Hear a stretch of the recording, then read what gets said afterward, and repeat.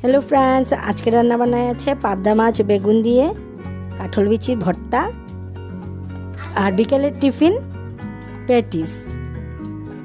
प्रथमे करब काठल बिचिर भर्ता। आमी काठल बिचि निये छोटो छोटो टुकरो करे केटे नियेछि।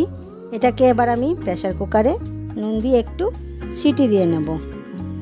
যতক্ষণে প্রেসার কুকারে 4-5টা সিটি দেবে ততক্ষণে আমি এদিকে কড়াইতে দুটো শুকনো লঙ্কা আর নুন দিয়ে আমি এটাকে ড্রাই রোস্ট করে নেব।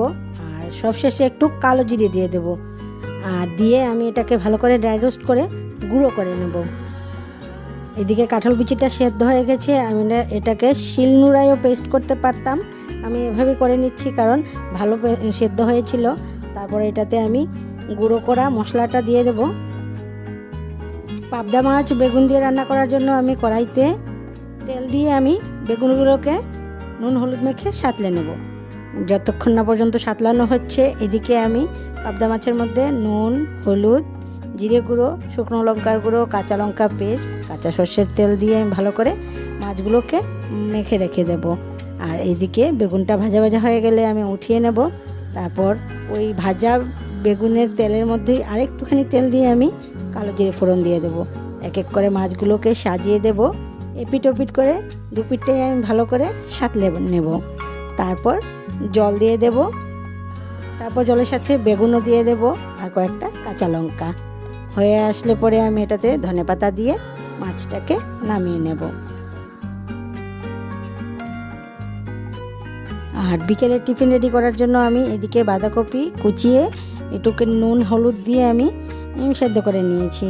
আর এদিকে গাজর আর আলু সেদ্ধ করে নিয়েছি। আর এদিকে পেঁয়াজ কুচি।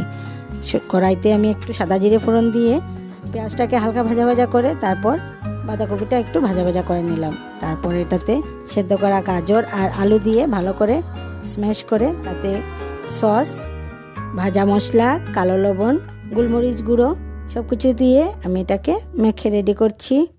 আগে থেকে ময়দার ডো রেডি করে রেখেছিলাম, সেটার ভেতরে দিয়ে এভাবে আমি পেটিসের মতন ফোল্ড করে নেব। তারপর এটাকে এক এক করে আমি তেলে ভেজে নেব। কড়াইতে তেল দিয়ে আমি তেলটাকে গরম করে নেব। তারপর তেলটা ঠান্ডা করব। অল্প স্টিম দিয়ে আমি সবগুলো পেটিসকে এক এক করে ভেজে নেব। তারপর সসের সাথে পেটিসটা পরিবেশন করব। বাচ্চাদের জন্য একটা হালকা খাবার।